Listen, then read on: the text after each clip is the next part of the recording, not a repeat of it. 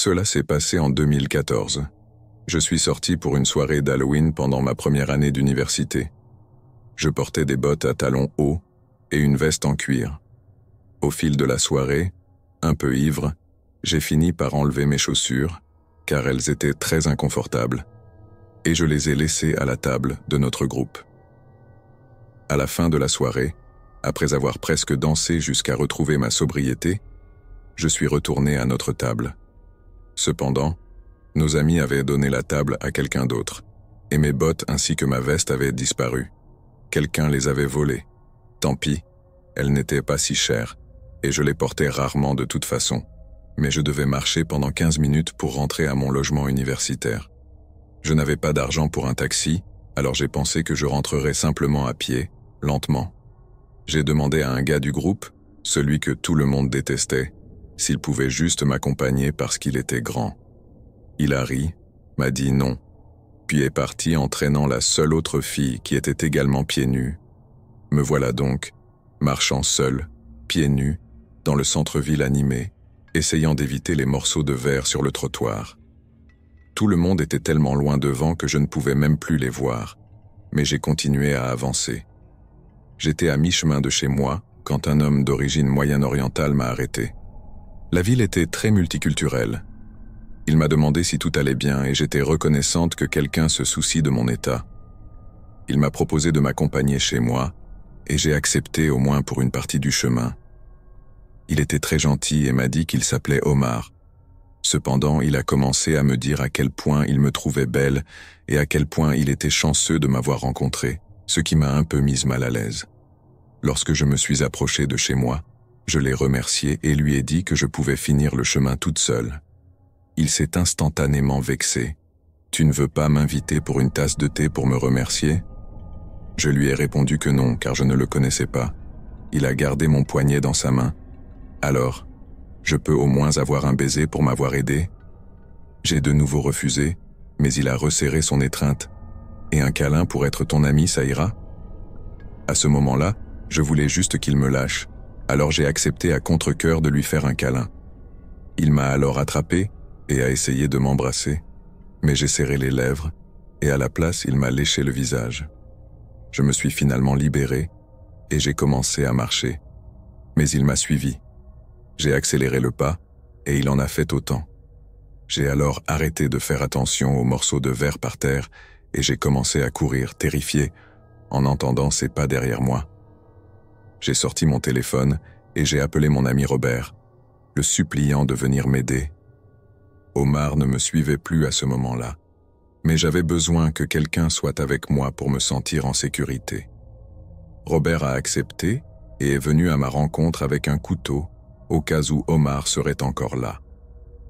J'ai raconté aux gens de mon groupe ce qui s'était passé cette nuit-là, et ils étaient horrifiés de m'avoir laissé seul. Je suis rentré chez moi pendant une semaine, car j'étais vraiment secoué. Depuis cet incident, quand je sors la nuit, je m'assure toujours que tout le monde reste près de moi pour que cela ne se reproduise jamais, ni pour moi, ni pour quelqu'un d'autre. Alors oui, Omar, j'espère que nous ne nous reverrons jamais. Halloween est ma fête préférée, et elle l'est toujours malgré les événements qui se sont déroulés un soir d'Halloween glacial, lorsque j'avais 16 ans. À cette époque, je vivais avec mes parents, mon frère cadet, mon demi-frère aîné, et mon cousin dans une grande mais vieille maison située dans un cul-de-sac, près de la rue principale du village où nous habitions. Derrière la maison, il y avait une ruelle bordée d'immeubles, et notre immense jardin donnait sur ma chambre située au sous-sol. Nous vivions dans une petite ville où la criminalité semblait être minime, alors je m'étais préparé à profiter pleinement de la meilleure journée de l'année. Ce n'était pas seulement ce qui s'était passé cette nuit-là qui m'a marqué, mais surtout ce qui est venu après, ainsi qu'un petit incident qui s'était produit quelques jours avant. En effet, quelques jours avant Halloween, mon demi-frère et mon cousin étaient rentrés chez nous pour découvrir un camion rempli de gars en train de prendre des photos de notre maison. C'était étrange, mais lorsque nous les avons approchés, ils semblaient sympathiques et ont complimenté notre décoration d'Halloween, qui, il est vrai, était raté réussi. Les hommes sont repartis rapidement sans incident, et nous les avons vite oubliés. mon demi-frère et mon cousin ont refait surface dans l'histoire la nuit d'Halloween elle-même, lors du grand événement. Vers 3 heures du matin, après avoir passé la soirée à boire avec leurs amis, ils avaient tous deux laissé leurs voitures respectives et bravé la marche glaciale pour rentrer chez nous à pied. Mon cousin est arrivé le premier, mais il n'a pas réussi à insérer sa clé dans la serrure de la porte. Alors, il s'est simplement assis sur le banc du Porsche en attendant l'arrivée de mon demi-frère.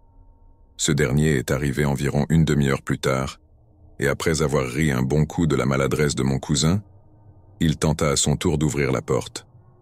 Aucun succès.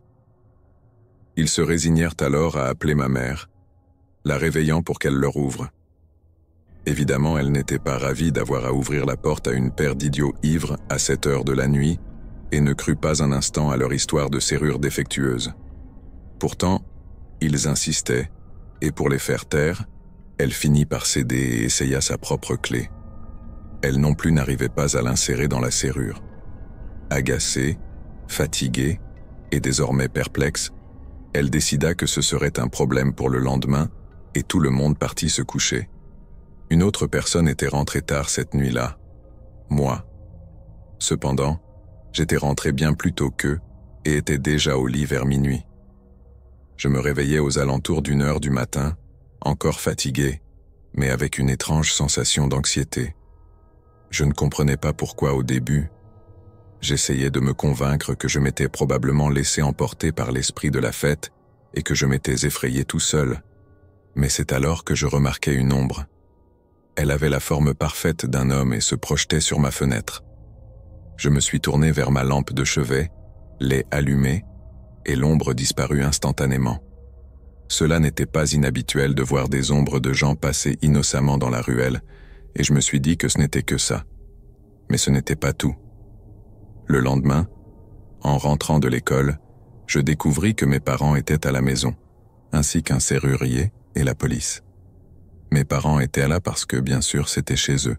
Le serrurier, lui, était là parce que ma mère l'avait appelé en raison du problème persistant avec la serrure. Quant aux policiers, ils avaient été appelés par mes parents et le serrurier. Ce dernier avait réussi à retirer la pointe d'un couteau de notre serrure. J'étais soulagé de constater que c'était là que la pointe du couteau s'était retrouvée. Mais en même temps, ils avaient découvert que 2 de nos moustiquaires avaient été lacérés, l'une sur la fenêtre du garage et l'autre sur la fenêtre de ma chambre. Cela s'est passé lorsque j'étais au lycée. À l'époque, je travaillais à temps partiel dans un supermarché, et c'était devenu une tradition pour nous tous de participer à une sorte d'événement effrayant pour Halloween. La première année, nous sommes allés dans une forêt hantée, puis dans un labyrinthe de maïs hanté, où j'ai commencé la soirée en tombant tête la première dans une flaque de boue. Ensuite, il y avait eu des moments comme rester coincé dans une sorte de cabanon avec des personnages de Jason Voorhees, ou être poursuivi par Leatherface, et d'autres choses du genre. C'était plutôt amusant. Si je trouve le bon forum, je raconterai peut-être ces histoires une autre fois. Bref, je crois que c'était notre 3e année de participation à ces sorties, et cette fois, nous nous dirigions vers une usine hantée dans une ville voisine. C'était avant l'ère des smartphones, donc nous comptions beaucoup sur des itinéraires imprimés. En raison de la taille de notre groupe, nous avons dû voyager dans 3 voitures, et je me trouvais dans la dernière, avec mes collègues Noël et Jeanne. Hélas, nous nous sommes perdus à cause des gens en tête du convoi qui étaient terribles en navigation. À un moment donné, nous nous sommes retrouvés dans un quartier assez défavorisé de la ville, et en passant près d'un parking, j'ai entendu quelqu'un crier. Finalement, notre voiture a été séparée du reste du groupe à un feu rouge. Lorsque le feu est passé au vert, nous avions perdu tout le monde. Nous avons roulé un moment en essayant de nous retrouver, tout en discutant au téléphone avec les autres voitures. J'étais assise à l'arrière, parlant à Laura, qui se trouvait dans la première voiture, et essayant de guider Noël, notre conducteur, tandis que Laura faisait de même avec son mari, qui conduisait leur voiture. Ça ne se passait pas bien du tout. À un moment donné, j'ai dit à Noël, « Arrête-toi quelque part et laisse-les nous retrouver. » Noël aurait pu s'arrêter dans plusieurs endroits, comme un Burger King ou le parking d'un immeuble de bureaux, mais il a choisi de se garer dans le parking d'un bar louche. Pourquoi? Aucune idée. Peut-être parce qu'il y avait un grand panneau lumineux d'une banque à proximité, ce qui servait de bon point de repère pour que les autres puissent nous retrouver. Nous attendions donc dans ce parking quand une ligne de 7 voitures est entrée dans le bar. Ce n'était pas si surprenant puisque c'était un vendredi soir, mais ces voitures ne se sont pas garées normalement. Elles nous ont entourés, leurs capots pointant tous vers nous, et à cause de leur proximité, il n'y avait plus d'espace pour que nous puissions partir. Nous étions littéralement piégés. Pendant quelques minutes, les occupants des voitures nous fixaient depuis leur véhicule. Puis, tous ont commencé à sortir et à marcher vers nous en une grande masse compacte. Il y avait au moins 10 de ces types à l'allure menaçante, et à ce stade, j'étais convaincu que nous allions nous faire braquer. « Sortez vos portefeuilles », ai-je dit à Noël et Jeanne, tout en faisant de même. Je n'avais pas vraiment beaucoup d'argent sur moi, ce qui m'inquiétait, car je me demandais ce qu'ils allaient en faire si ce n'était pas suffisant. J'étais terrifié, mais j'essayais de garder mon calme. Noël, de son côté, semblait vraiment peu inquiet, ce que je n'arrivais pas à croire, surtout que sa voiture contenait à la fois une adolescente et sa petite amie. Quant à Jeanne, elle était tellement effrayée qu'elle s'est mise à pleurer. L'homme que je présumais être leur chef a été le premier à atteindre notre voiture. Il s'est approché du côté passager, là où Jeanne et moi étions assises. Il a regardé à l'intérieur de la voiture pendant un moment, puis lui et son groupe sont retournés à leur voiture et se sont garés normalement. Je ne prenais aucun risque, alors j'ai ordonné très fermement à Noël « Va au Burger King pour l'amour du ciel ». Nous avons finalement réussi à retrouver le reste du groupe et nous sommes arrivés à l'usine hantée qui, honnêtement, était beaucoup moins effrayante que ce que nous venions de vivre. Peut-être que ça ne semble pas si terrifiant à entendre, mais croyez-moi, ça l'était vraiment. J'ai quelques théories sur ce qui s'est passé. La première, les gars sont arrivés à la voiture, ont vu qu'on n'avait probablement pas grand-chose à leur offrir et ont changé d'avis à propos du braquage. Cependant, cette théorie semble peu probable. La deuxième, plus plausible, ils pensaient que nous étions quelqu'un d'autre, et en regardant dans la voiture, ils ont réalisé leur erreur.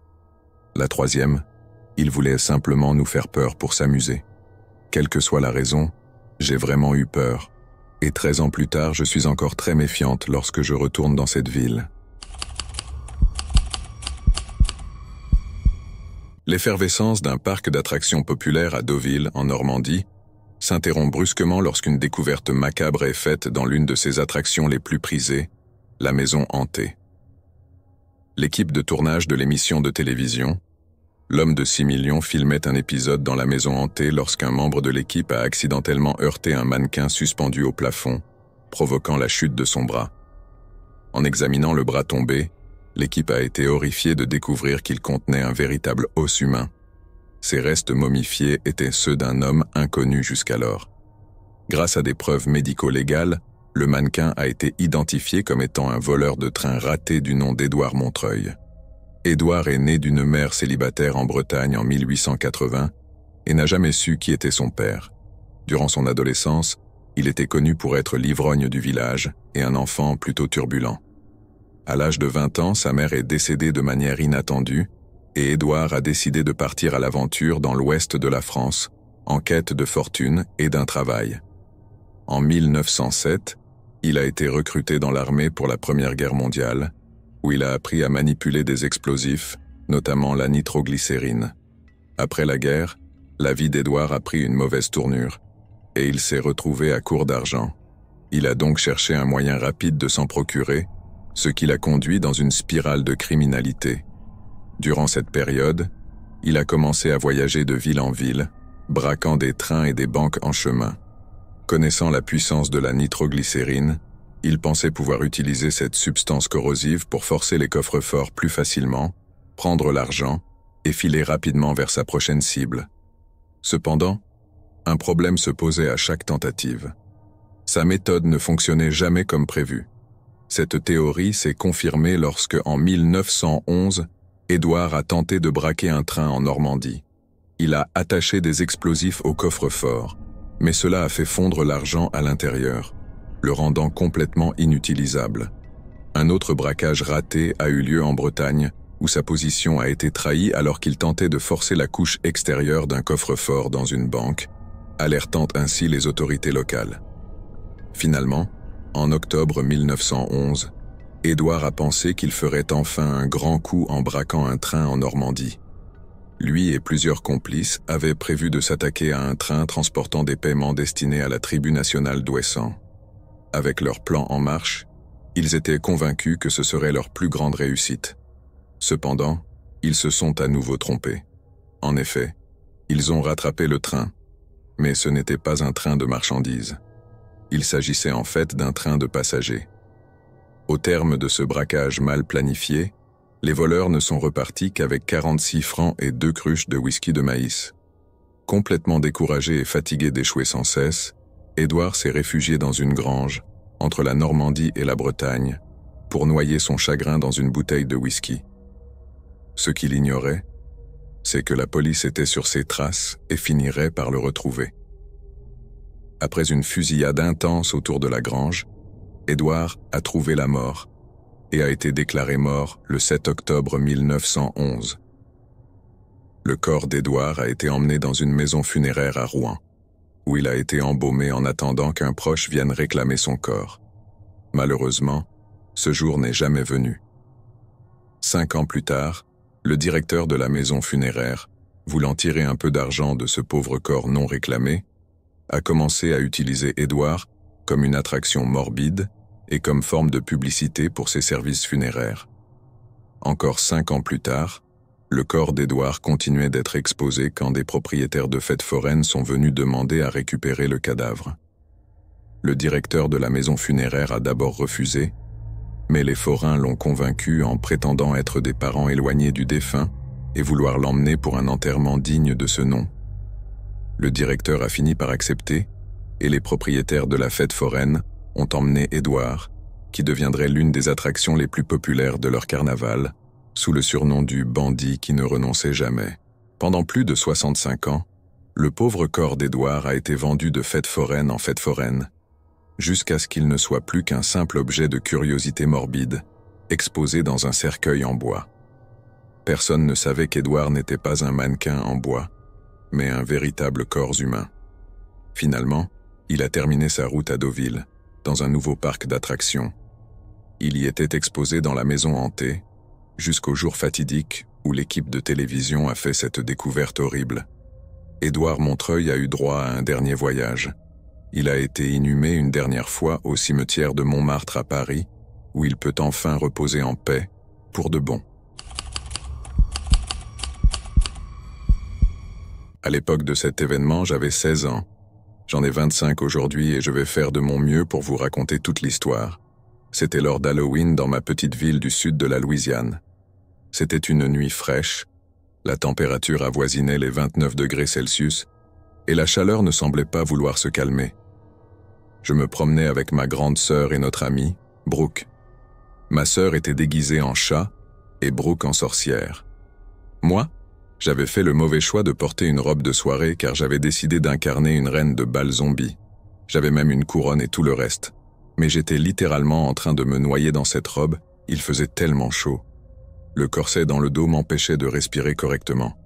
Il était environ 8h40 et les enfants avaient quasiment tous quitté les rues. Nous nous dirigions vers le parc à côté de la mairie, où ma mère devait venir nous chercher. Nous étions censés être là-bas à 9h. Nous étions encore à environ 6 pâtés de maison du parc, quand ma sœur s'est arrêtée pour parler à une de ses amies. Je n'avais pas l'intention de m'arrêter, il était presque l'heure que ma mère vienne nous chercher, et je ne voulais pas être en retard. J'étais aussi très mal à l'aise dans cette stupide robe, et tout ce que je voulais, c'était rentrer chez moi. J'avais continué à marcher pendant environ 2 pâtés de maison avant de réaliser que ma sœur et mon amie étaient restés en arrière.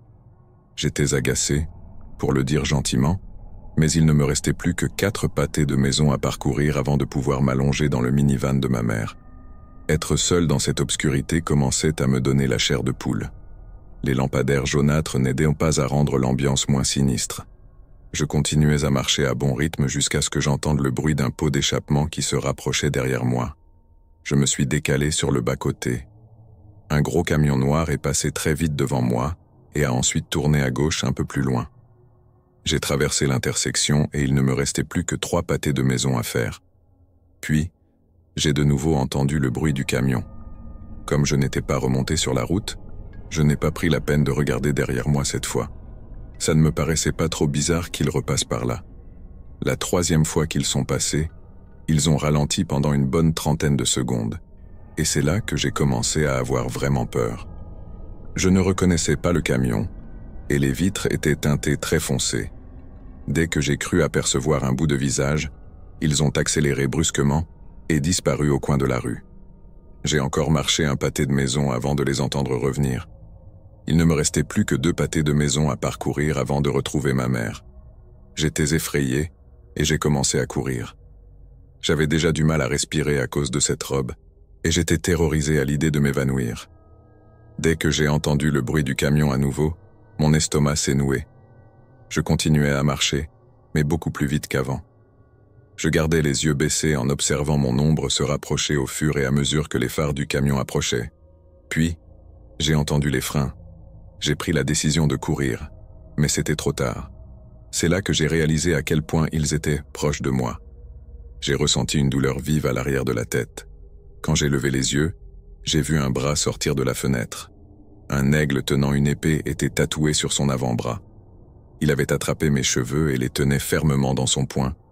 Avant que je ne comprenne vraiment ce qui se passait, il a appuyé sur l'accélérateur et je me suis retrouvé à courir à côté de son camion, traîné par les cheveux. Je me débattais, je griffais son bras, en pleurant et en criant. Tout ce à quoi je pouvais penser, c'était que si je trébuchais, j'allais me faire écraser. Cet homme riait, et je me sentais complètement impuissante. Aussi vite que ça avait commencé, il m'a lâché. Je suis tombé à genoux sur l'asphalte, déchirant ma robe, écorchant mes paumes et mon cuir chevelu qui me brûlait. J'étais inconsolable, en pleine crise de panique. Je me suis relevé et j'ai essuyé mon visage. Puis, j'ai regardé autour de moi, me sentant complètement violé. J'ai jeté un coup d'œil en arrière et réalisé que cet homme m'avait traîné par les cheveux sur environ un pâté de maison et demi. Une fois que j'ai repris mes esprits, j'ai traversé la rue pour rejoindre le parc. Ma mère n'était toujours pas là. Je me suis réfugié dans un toboggan fermé et je me suis recroquevillé à l'intérieur pour pleurer. Je ne sais pas combien de temps je suis resté là avant d'entendre ma mère crier mon nom. Je suis sorti et elle remontait la rue en m'appelant. Je suis allé vers elle. Elle m'a regardé de haut en bas et a commencé à paniquer. Apparemment, j'avais du sang sur le visage et ma robe, à cause de mes mains. Elle s'est précipitée vers moi, en me demandant ce qui s'était passé, tout en vérifiant s'il y avait une coupure ou quelque chose de plus grave. Je n'arrivais pas à trouver mes mots, alors je me suis simplement accroché à elle et j'ai pleuré. Nous avons passé les heures suivantes au poste de police à faire une déposition. En résumé, il ne s'est jamais vraiment rien passé après ça. Ma sœur a eu des ennuis avec mes parents pour ne pas avoir été à la mairie à l'heure. Elle a été punie.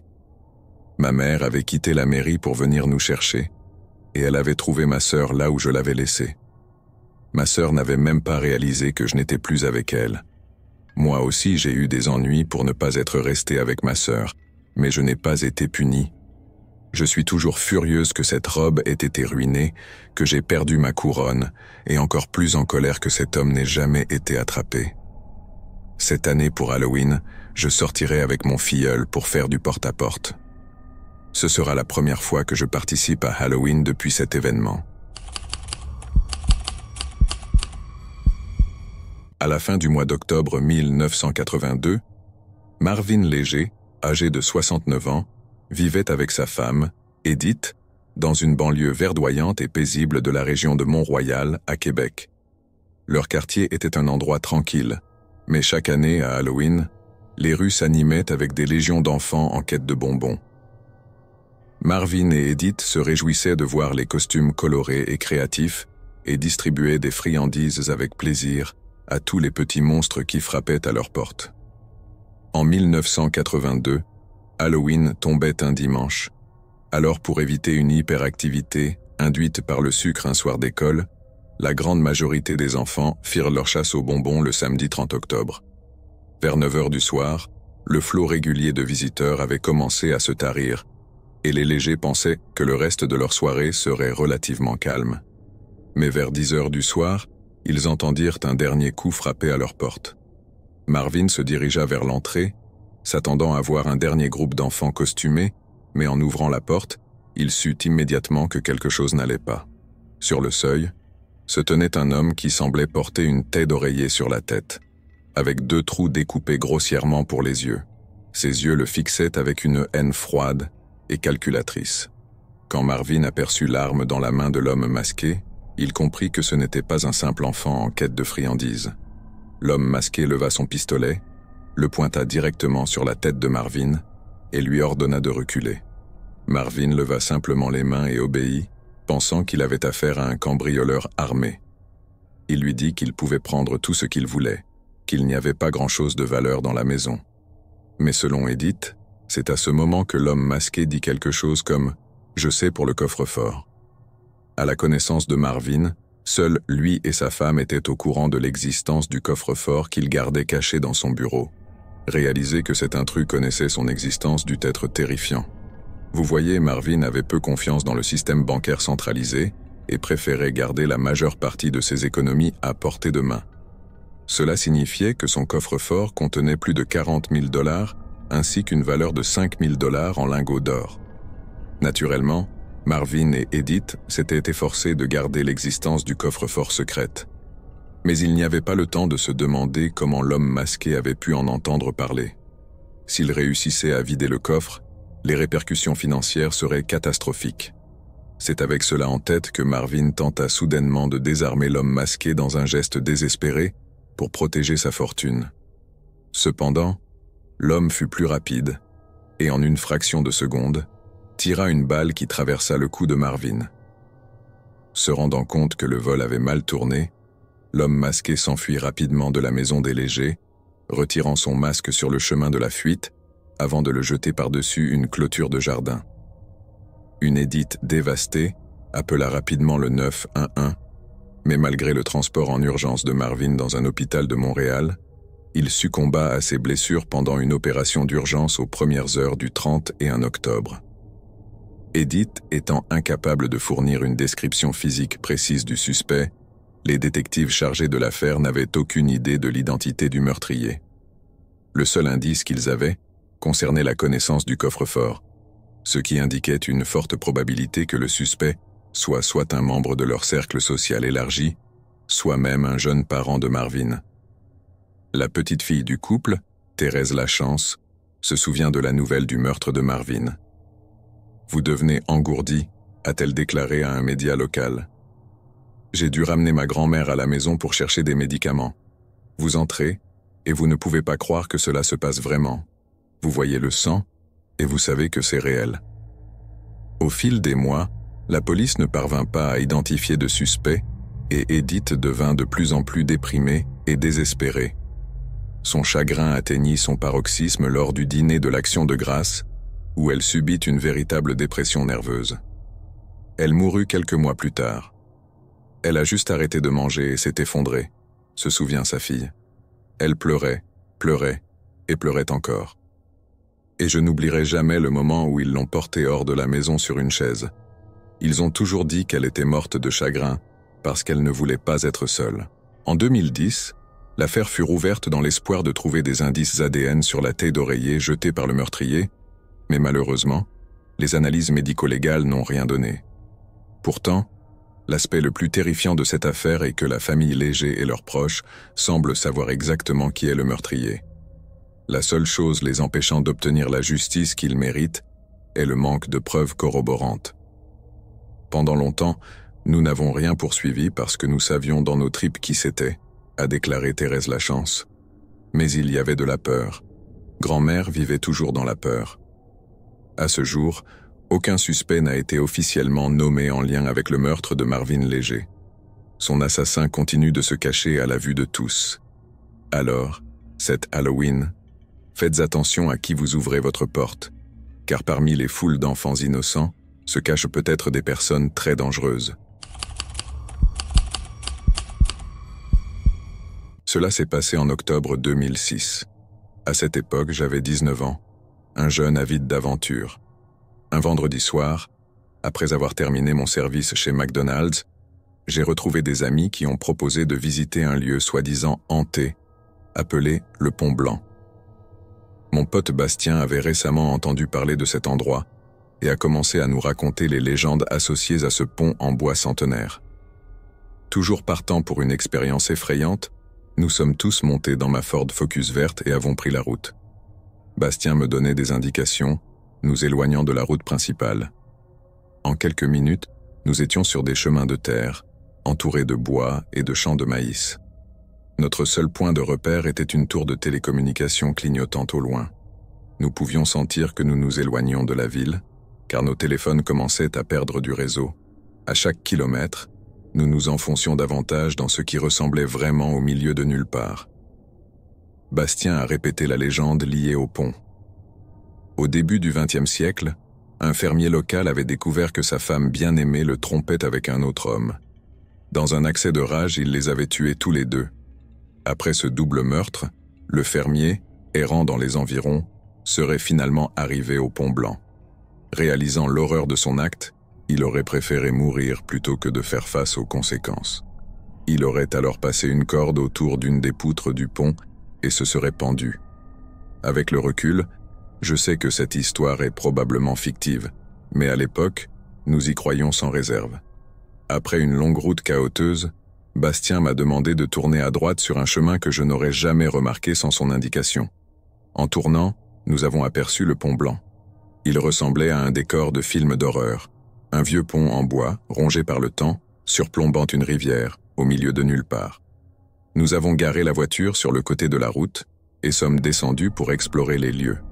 Ce qui a immédiatement attiré notre attention, c'était un épouvantail abandonné à l'entrée du pont.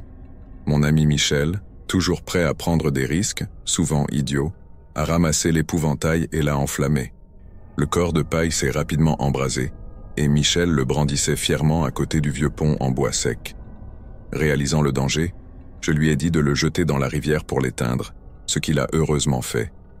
Après nous être assurés qu'il ne restait aucun tison pouvant allumer un incendie, Bastien a suggéré de remonter dans la voiture et de la garer sur le pont. Selon la légende, si l'on gare la voiture au milieu du pont, la met en point mort et coupe le moteur, l'esprit du fermier mort viendrait pousser le véhicule pour le faire quitter le pont. Naturellement, nous devions essayer. Nous sommes donc remontés dans la voiture et avons fait exactement ce qu'il a dit. Nous nous sommes garés à mi-chemin du vieux pont grinçant et avons coupé le moteur. Nous sommes restés là, dans le noir total, sans rien dire, attendant que quelque chose se passe. Les seuls sons étaient les grincements du pont, l'écoulement de la rivière sous nous, et des pas. Soudain, la porte arrière côté conducteur s'est ouverte, et une femme est entrée brusquement, se glissant à côté de mes deux amis assis à l'arrière. Elle semblait avoir une trentaine d'années, de longs cheveux noirs et raides, minces, vêtue d'une chemise à carreaux et d'un jean. Cela fait longtemps, mais je me souviens à peu près de la conversation. « J'ai vu votre signal de feu », dit-elle. « Pardon ?» répondis-je complètement effrayé et à court de mots. « Je suis tellement contente que vous soyez venu. La voiture de mon copain est tombée en panne plus loin. J'ai besoin d'un coup de main. » Mon esprit essayait de comprendre la situation. « Désolé, mais qui es-tu » demandai-je. « Que fais-tu ici au milieu de nulle part ?»« Je vous l'ai dit, » répondit-elle sèchement. « La voiture de mon copain est en panne. Pouvez-vous m'emmener pour que je n'aie pas à marcher tout le chemin ?» Elle pointait une petite route qui bifurquait à droite de l'autre côté du pont. Mon ami Michel, toujours galant et pyromane, ajouta « Si tu cherches un endroit pour passer la nuit, tu peux venir chez moi. J'ai plein de trucs à boire. » Je l'ai interrompu. « Non, écoute, désolé, mais je ne te connais pas. Tu viens de monter dans ma voiture et tout cela est vraiment bizarre. Tu pourrais être une meurtrière pour tout ce que j'en sais, donc désolé, mais tu dois descendre. » Elle me lança un regard noir dans le rétroviseur. Si les regards pouvaient tuer, j'aurais été mort. « Vous m'avez fait un signal, » répondit-elle, irritée. « On ne t'a pas fait de signal. Descends. » Elle poussa un soupir agacé, sortit de la voiture et s'éloigna dans la direction d'où elle était venue, disparaissant dans la nuit. J'ai immédiatement redémarré le moteur et regardé mes amis. Ils affichaient tous des expressions d'incrédulité. Sans dire un mot, j'ai mis la voiture en marche et nous avons lentement quitté le pont. Nous devions faire demi-tour pour repasser de l'autre côté du pont et revenir par le chemin par lequel nous étions venus.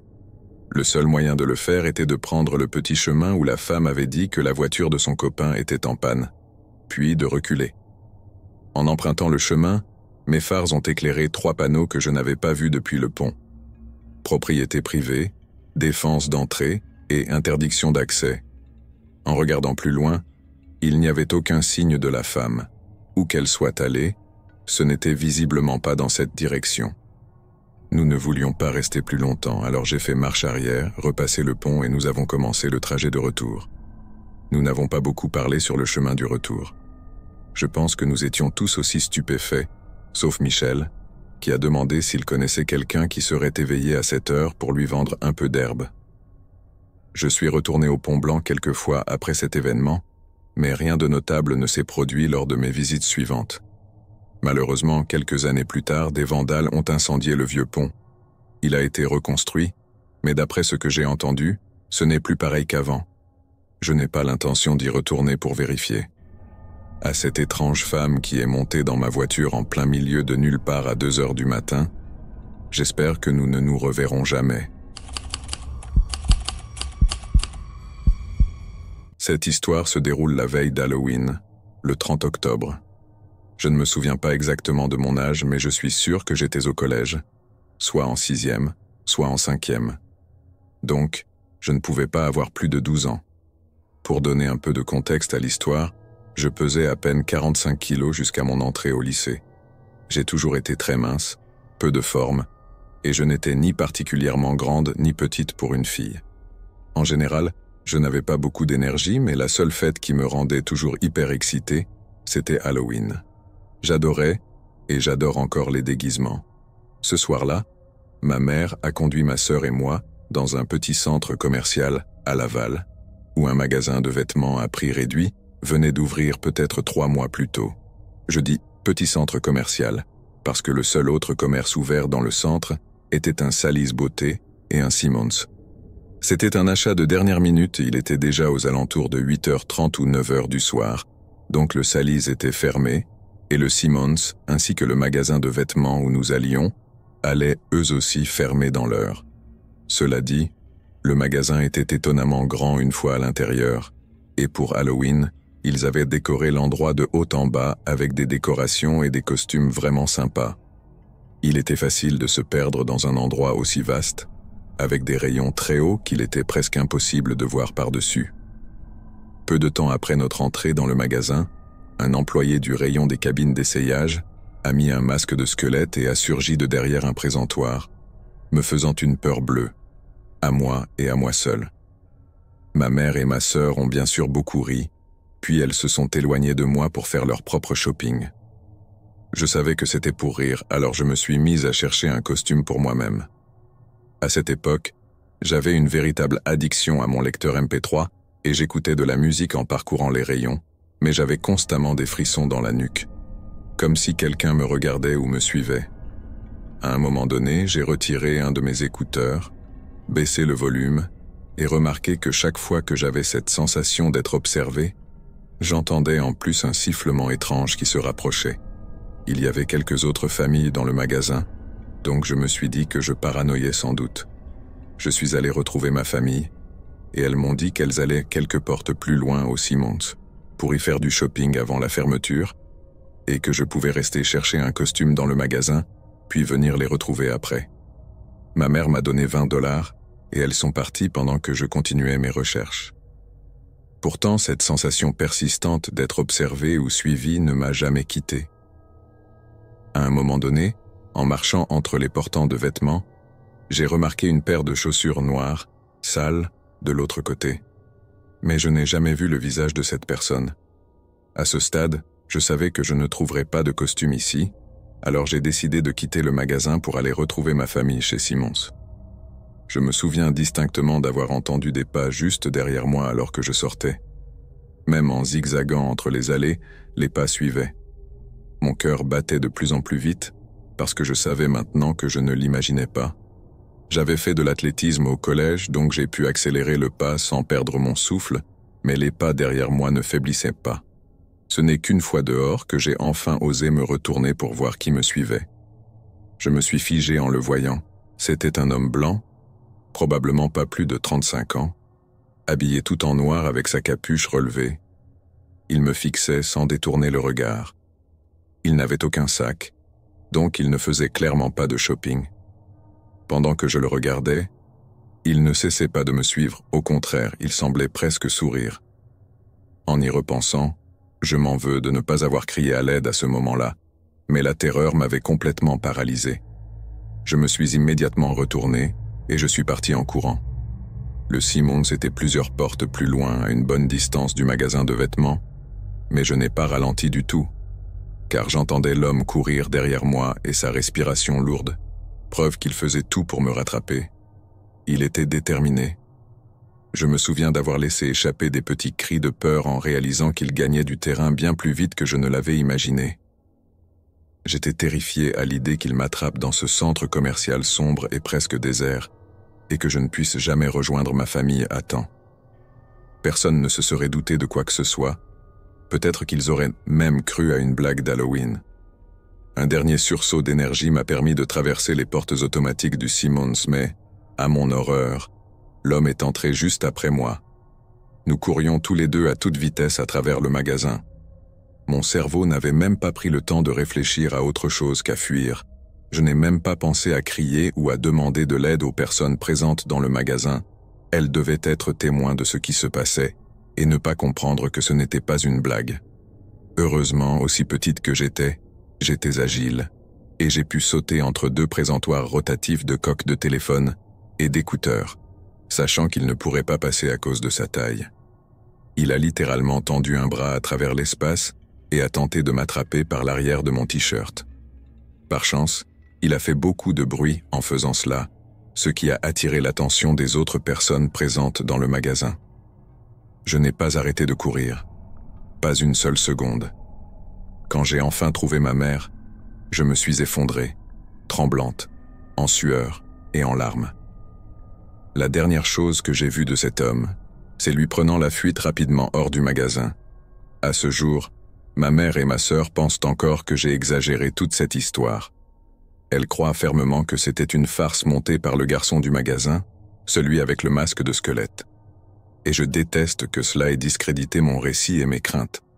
Le garçon du magasin était un adolescent en uniforme rouge vif, alors que l'homme qui m'a suivi et a failli m'enlever était un homme adulte beaucoup plus effrayant que n'importe quelle blague d'Halloween.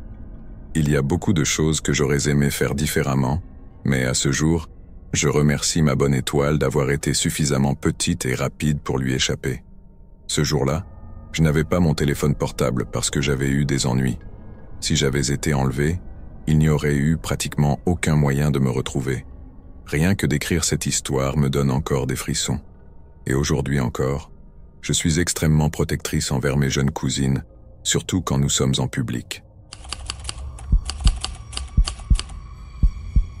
Tout d'abord, je dois dire que je suis une habituée silencieuse ici depuis un moment, et je ne me suis créé un compte que récemment pour suivre les histoires qui attiraient mon attention. Jamais je n'aurais pensé avoir quelque chose à poster ici. Honnêtement, je préférerais que ce ne soit pas le cas. J'aurais été parfaitement contente de rester dans l'ombre. Commençons par un peu de contexte me concernant. Je travaille dans un de ces labyrinthes hantés pour le mois d'octobre. C'est payé au salaire minimum, donc ça me permet de gagner un peu d'argent pour payer mes études. Le labyrinthe où je travaille est un mélange de champs de maïs et de maisons hantées. Je ne suis pas de celles qui sortent avec un masque ensanglanté pour effrayer les visiteurs. Moi, je suis la fille qui travaille au comptoir des photos. En effet, dans le labyrinthe, on prend des photos des visiteurs à un moment précis du parcours. Et à la fin, ils peuvent voir leurs photos où ils ont l'air ridicules et effrayés, puis l'acheter pour 5 €. C'est plutôt amusant de voir les visages des gens. Il y a des clichés vraiment hilarants. Cela fait quelques semaines que je travaille ici, juste quelques soirs par semaine. Des centaines de personnes sont passées par là, et chaque personne a été prise en photo en criant, en sautant ou en fixant l'objectif avec horreur, au moment où l'image est capturée. Mais ce vendredi soir, tout a changé.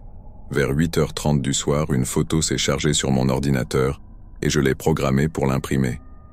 On m'a dit par message que c'était une personne seule, donc je ne devais en imprimer qu'une copie. J'étais prête à le faire et j'ai jeté un coup d'œil à la photo. C'était un homme seul, entièrement vêtu de noir, avec un chapeau melon noir de jais sur la tête. Il ne criait pas, ne se reculait pas non plus. Il regardait droit dans la caméra, son visage partiellement masqué par l'ombre. Cela m'a déstabilisé.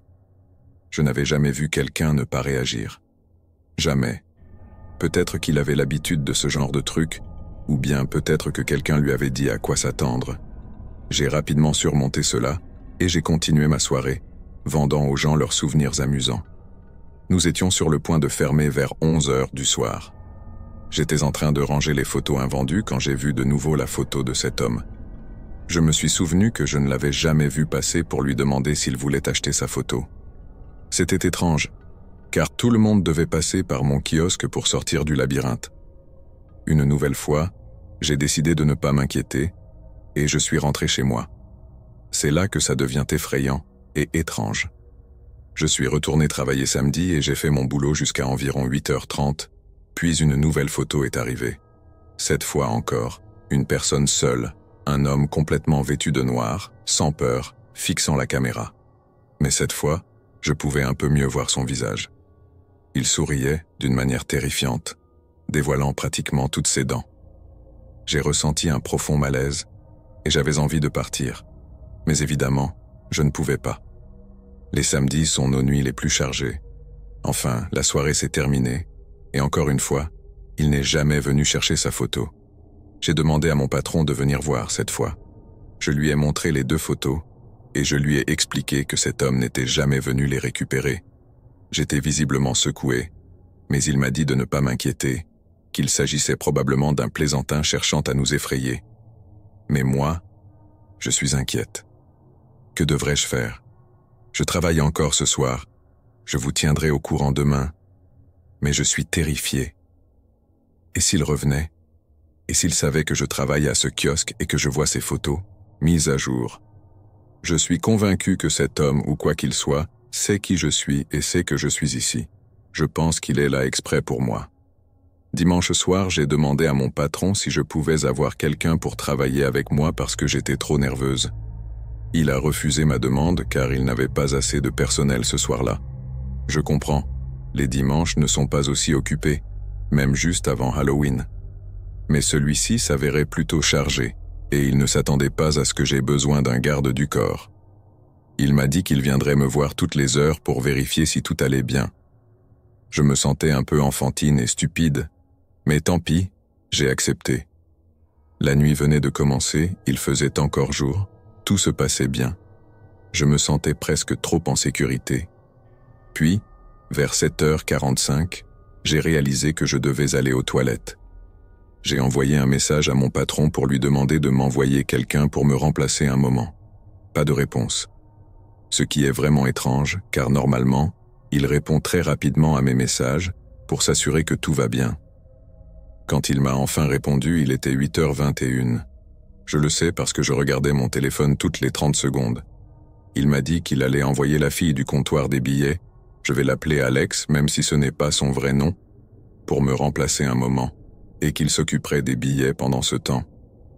Dès qu'Alex est arrivé au kiosque, j'ai pratiquement couru jusqu'aux toilettes, tellement je devais y aller. Évidemment, il y avait une file d'attente. Je me tenais là, attendant impatiemment, quand j'ai perçu un mouvement du coin de l'œil. J'ai regardé, et il y avait juste ce champ de maïs qui ne fait pas vraiment partie du labyrinthe. Il s'étend à perte de vue. Je l'ai vu. J'ai littéralement vu cet homme debout dans le champ, avec ce même sourire sinistre sur le visage. J'ai regardé autour de moi et remarqué qu'il n'y avait plus de fil, plus de gens autour de moi. Mon sang s'est glacé, et mon cœur battait plus vite que jamais. Je me suis précipité dans les toilettes portatives. J'ai verrouillé la porte et j'ai vomi. Je pleurais comme un bébé, tremblante et prise de sanglots. Je suis resté là pendant presque 15 minutes. Quand je suis sorti, j'ai gardé les yeux droits devant moi, ignorant complètement le champ de maïs à côté. De retour au kiosque, Alex a remarqué que quelque chose n'allait pas et a envoyé un message à notre patron. Il a dit qu'il ne pouvait pas quitter le comptoir des billets, alors il a demandé à Alex de rester avec moi jusqu'à ce que j'aille mieux. J'ai cette peur irrationnelle de décevoir les gens, donc stupidement je lui ai dit que j'allais bien et qu'elle pouvait retourner à son poste. C'est idiot, je sais, mais c'est juste une chose chez moi. Je déteste tellement l'idée de décevoir les autres que j'étais prête à rester terrifiée toute seule dans ce foutu kiosque pendant encore 2 heures. Donc Alex est parti, un peu à contre-cœur je pense, et j'étais de nouveau seul. Il était presque 9 heures du soir. J'ai décidé de regarder les photos prises autour de 8h30 pour voir s'il était passé par là. Non. Je pense qu'il savait que je n'étais pas au kiosque. C'est pourquoi il était dans le champ près des toilettes et pas dans le labyrinthe. Je ne comprends pas ce que j'ai bien pu faire pour qu'il s'en prenne à moi. Peut-être qu'il n'est pas maléfique. Peut-être qu'il a juste un message pour moi ou quelque chose. Je n'en sais rien. Je sais que je devrais démissionner de ce travail, mais je ne peux pas me résoudre à laisser tout le monde sans personne. C'est difficile de trouver quelqu'un pour les former si près d'Halloween, avec tout le monde débordé. Je ne veux pas non plus partir, car j'ai ce sentiment, au fond de moi, un sentiment presque primal, que peu importe où je vais, il essaiera de me suivre. Le matin d'Halloween de 1981, alors que le soleil se levait sur le couvent Saint-François à Québec, sœur Thérèse Beauregard, âgée de 76 ans, dormait profondément dans sa petite chambre sobrement décorée. En temps normal, sœur Thérèse se réveillait à 5 heures du matin et descendait à la chapelle du couvent pour assister aux prières du matin. Cependant, le matin du 31 octobre, l'une de ses plus proches confidentes remarqua son absence avec inquiétude. « J'étais préoccupée parce qu'elle ne manquait jamais la prière du matin », déclara plus tard sœur Angèle Martin. Après la fin des prières, un groupe de religieuses se rendit dans la chambre de Thérèse pour vérifier si tout allait bien. À leur arrivée, elles trouvèrent la porte de sa chambre fermée, ce qui était extrêmement inhabituel. Sœur Thérèse, ayant des difficultés d'audition, laissait habituellement la porte entr'ouverte pour entendre le carillon du matin. En ouvrant la porte, les religieuses ne s'attendaient pas à la scène qui les attendait. Sœur Thérèse gisait nue sur le sol de pierre froide, les bras étendus le long de son corps, dans une mare de sang entourant sa tête découverte. Une des religieuses se précipita pour lui prodiguer les premiers secours, mais il était déjà trop tard. Sœur Thérèse était morte. À première vue, il semblait que son traumatisme crânien mortel résultait d'une chute accidentelle. Et afin de préserver sa dignité, ses consoeurs enveloppèrent de son corps nu dans un drap de lit et le placèrent sur son lit. Alors que la nouvelle de son décès soudain se répandait dans le couvent, une jeune sœur, sœur Florence, se rendit dans la chambre de Thérèse pour lui rendre un dernier hommage. Mais en s'asseyant près du corps, Florence remarqua quelque chose qui lui glaça le sang. L'une des fenêtres de la chambre était entr'ouverte et une vitre était brisée. Sœur Florence réalisa que quelqu'un avait pu entrer par effraction dans la chambre de Thérèse, et si c'était le cas, sa mort pourrait ne pas être un accident, contrairement à ce qu'elles avaient d'abord pensé. Après avoir reçu un appel d'urgence du couvent, 2 policiers se rendirent sur place pour procéder à un premier examen du corps de sœur Thérèse. C'est à ce moment-là que les premiers signes d'homicide furent découverts. Elle avait de sévères ecchymoses autour du cou, et en l'absence de preuves d'une intrusion forcée, les policiers en conclurent qu'elle avait effectivement été assassinée. Pourtant, après un examen à la morgue locale, les forces de l'ordre apprirent que sœur Thérèse avait non seulement été battue et étranglée par un agresseur inconnu, mais qu'elle avait aussi été agressée sexuellement. En analysant une série d'empreintes digitales prélevées dans la chambre, la police découvrit qu'elles appartenaient à un jeune homme de 17 ans, nommé Jean-François Gauthier. Lors de son procès pour meurtre, Jean-François nia toutes les accusations, malgré les preuves accablantes contre lui. Des cheveux trouvés sur la scène du crime correspondaient exactement à ceux de Gauthier, et un couteau de cuisine retrouvé sous le lit de Thérèse provenait d'un jeu de couteau que Jean-François possédait chez lui. Jean-François admit s'être introduit dans le couvent la nuit du meurtre, mais affirma que son intention était uniquement de voler. Il aurait pénétré dans le couvent non par la chambre de Thérèse, mais par la porte d'entrée, et son trajet l'aurait mené de la salle des médicaments à la cafétéria, où il prétend avoir pris le couteau. Il déclara également être entré dans plusieurs chambres, dont celle de Thérèse, et expliqua la présence de ses empreintes sur le lit en affirmant qu'il s'était appuyé sur le montant en essayant de saisir un crucifix de valeur fixé au mur. Une fois le crucifix récupéré, il aurait quitté le couvent et serait rentré chez ses parents vers 10 heures du soir. Cependant, une des religieuses témoigna qu'il était impossible qu'il ait pu entrer par la porte principale, celle-ci n'étant ouverte que pour des visites programmées. Une autre religieuse réfuta également l'affirmation selon laquelle il aurait volé un crucifix coûteux, car sœur Thérèse avait fait vœu de pauvreté et n'aurait possédé aucun objet de luxe. Lors du procès, le procureur fit appel à un psychologue ayant interrogé Jean-François pendant sa détention. Ce dernier décrivit l'accusé comme étant gravement mentalement déficient, le qualifiant de psychotique chronique. Il ajouta qu'il avait l'un des passés d'abus les plus violents qu'il ait jamais rencontré en 28 ans de pratique. Le tribunal apprit que Jean-François avait été victime de sévices sexuels infligés par son beau-père dès son plus jeune âge. Ce beau-père le livrait à d'autres agresseurs moyennant rémunération, tout en l'abreuvant de drogue et d'alcool pour le réduire au silence. Malgré ces tragiques révélations, le passé de Jean-François fut utilisé pour le dépeindre comme un jeune homme violent et instable. Combiné aux nombreuses preuves physiques, cela poussa le jury à le condamner pour meurtre au premier degré. Il fut condamné à mort en septembre 1982. Jean-François passa les 10 années suivantes dans le couloir de la mort jusqu'à ce que la date de son exécution soit fixée au 6 janvier 1992. Cependant, quelques jours avant l'injection létale, une tentative d'intervention vint d'un lieu tout à fait inattendu. Le chef de l'Église catholique, le pape Jean-Paul II lui-même, contacta le Conseil des grâces du Québec pour demander la clémence. Non seulement il s'opposait fermement à la peine de mort, mais le pape soutenait également qu'une quantité considérable de nouvelles informations venaient d'émerger, certaines suggérant que Jean-François pourrait être innocent. Le gouverneur du Québec finit par céder et organisa une réunion pour décider si la peine de mort de Jean-François devait être commuée. 17 membres du Conseil votèrent, mais aucun d'eux ne souhaita commuer sa sentence. En conséquence, Jean-François Gauthier fut exécuté le 11 février 1992, à seulement 28 ans.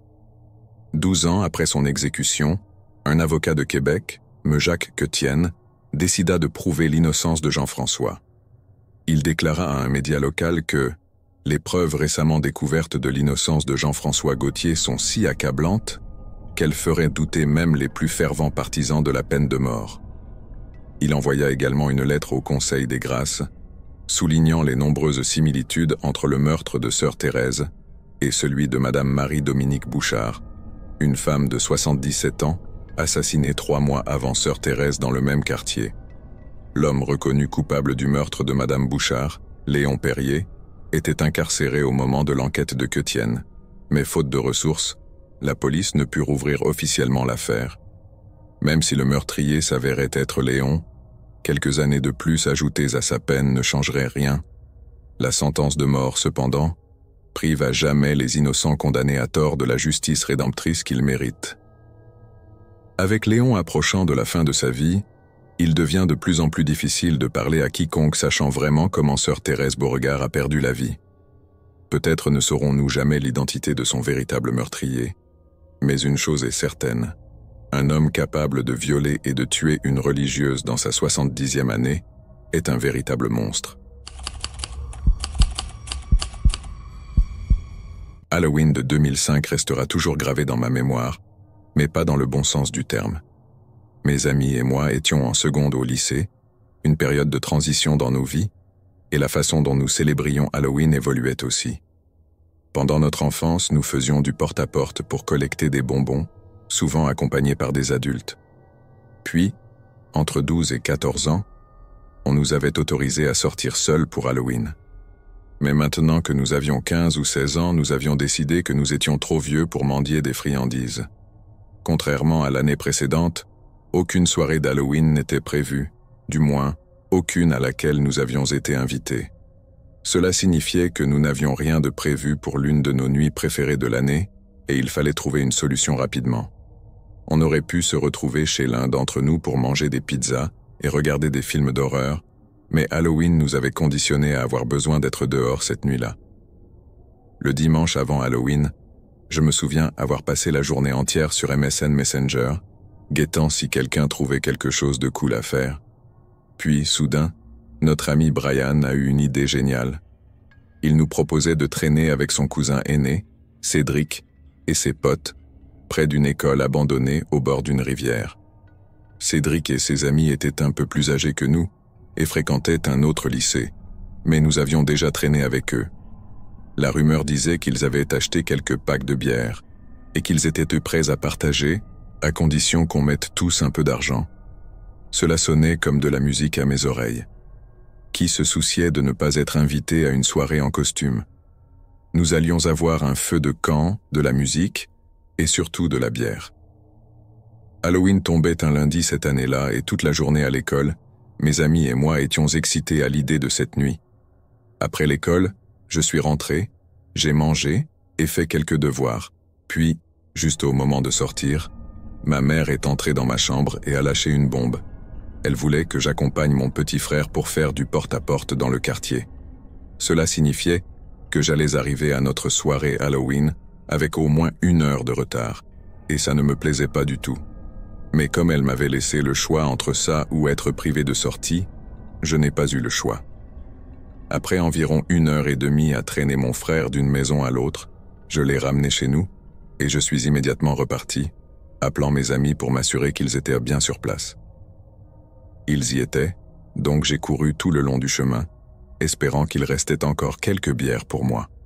En arrivant sur les lieux, j'ai trouvé cette école maternelle abandonnée, entourée d'une clôture et délabrée.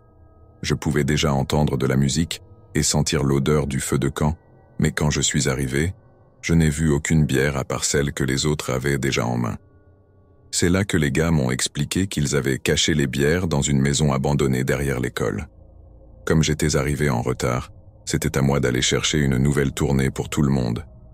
Leur logique était que si la police arrivait, ils ne pourraient pas confisquer toutes les bières, juste celles que nous buvions à ce moment-là. Ainsi, on pourrait s'échapper puis revenir chercher le reste des bières plus tard pour continuer la soirée ailleurs. Cela avait du sens pour moi, alors je suis parti en direction de la maison en question. Je me suis dirigé vers une brèche dans la clôture en plastique. Je ne comprenais pas pourquoi il y avait 2 propriétés abandonnées si proches l'une de l'autre, mais le terrain derrière l'école donnait directement sur le jardin de la maison déserte. C'était envahi par les mauvaises herbes, et j'ai dû me frayer un chemin à travers les hautes herbes pour atteindre la porte arrière et les grandes fenêtres. Il faisait sombre, mais j'avais une lampe de poche et des indications sur l'endroit où la bière était cachée. Alors que je m'approchais de la porte, j'ai entendu des bruits à l'intérieur. Quelques secondes plus tard, dans le faisceau de ma lampe, j'ai vu une silhouette apparaître dans l'embrasure de la porte. La personne boitait, essayant de bouger aussi vite que possible. Dès qu'elle est entrée dans la lumière, j'ai reconnu l'un des amis plus âgés de Cédric. Immédiatement, je me suis mis à paniquer. Non seulement il semblait blessé, mais il avait un regard de terreur absolue sur le visage. Quand il m'a vu, il a crié « Mec, aide-moi !» J'étais trop terrifié pour lui demander ce qui se passait, mais alors que je m'apprêtais à faire quelque chose, il a crié encore plus fort, en se faisant tirer en arrière par quelqu'un dans la maison. Je savais que je devais l'aider, mais je savais aussi que je ne pouvais pas y arriver seul. J'ai couru aussi vite que possible, retraversant les 2 clôtures, jusqu'à l'école abandonnée. En arrivant près du feu, j'étais sur le point de dire à mes amis qu'il fallait appeler à l'aide, mais ils ont éclaté de rire. Ils étaient de plier en 2, se moquant de moi, imitant ma façon de courir, et je me suis dit que j'avais été victime d'une blague. Pour être honnête, c'était assez drôle, au moins pendant un moment. Je me suis tenu là, prenant la blague avec dignité, en hochant la tête. Puis, au bout d'un moment, un des amis de Cédric m'a demandé ce que Jay, celui que j'avais vu à la porte, avait fait pour me faire flipper à ce point. Il m'a semblé qu'il avait fait un excellent travail pour rendre son cri d'aide si convaincant. Mais lorsque j'ai mentionné que la chose qui m'avait vraiment effrayé était qu'une autre personne l'avait attrapé pour le tirer en arrière, le rire a commencé à s'éteindre. Cédric a échangé un regard inquiet avec l'un de ses amis et m'a dit « Tu plaisantes, hein ?» Je lui ai assuré que non, que j'avais vu quelqu'un le saisir. C'est alors que tout le monde a compris que quelque chose n'allait pas. Ce n'était pas une blague. Ce que j'avais vu était réel. Ils ont tous couru vers la maison abandonnée, et je les ai suivis, me sentant coupable de n'avoir rien fait sur le moment. Nous avons traversé les clôtures aussi vite que possible, criant le nom de Jay, des lampes de poche, éclairant chaque recoin de la maison. Ils l'ont finalement trouvé. Jay avait été gravement battu, à tel point que je ne le reconnaissais presque plus. Je venais de voir son visage quelques minutes auparavant, mais entre-temps, quelqu'un l'avait salement amoché. Il avait du sang sur la bouche et certains de ses vêtements étaient déchirés. Ce qui m'a le plus marqué, c'est qu'il était conscient, mais ne pouvait pas bouger. Chaque fois que quelqu'un essayait de l'aider à se lever, il se plaignait de douleurs à la poitrine. Pendant un moment, nous avons cru qu'il avait été poignardé ou même tiré dessus, mais heureusement, il n'y avait que du sang sur son visage. Les pompiers ont dû couper les chaînes qui fermèrent le portail pour que Jay puisse être évacué sur une civière. Comme l'appel au 911 mentionnait une agression violente, la police est rapidement arrivée sur les lieux. Heureusement, ils ne se sont pas intéressés au fait que nous avions bu, mais plutôt à savoir ce qui était arrivé à Jay. J'étais celui qui avait le plus d'informations à leur donner, mais ce n'était pas grand-chose. Nous avons dû attendre que Jay sorte de l'hôpital pour comprendre ce qui s'était passé. Il s'est avéré que la maison abandonnée était utilisée comme cachette pour de la drogue. Jay avait été attaqué par quelqu'un qui était probablement un petit dealer paranoïaque. Jay, ne se doutant de rien, était monté à l'étage pour se cacher et me faire une blague, mais en arrivant en haut des escaliers, l'agresseur l'avait violemment repoussé en bas. C'est à ce moment-là que je suis arrivé et que j'ai allumé ma lampe. Je crois que ce qui s'est passé cette nuit-là est la chose la plus effrayante que j'ai jamais vécue, que ce soit en tant qu'adolescent ou adulte. À ce jour, je n'ai jamais vu quelqu'un avoir aussi peur que Jay lorsqu'il a croisé mon faisceau de lumière et m'a supplié de l'aider. Je regrette seulement de ne pas avoir fait quelque chose tout de suite.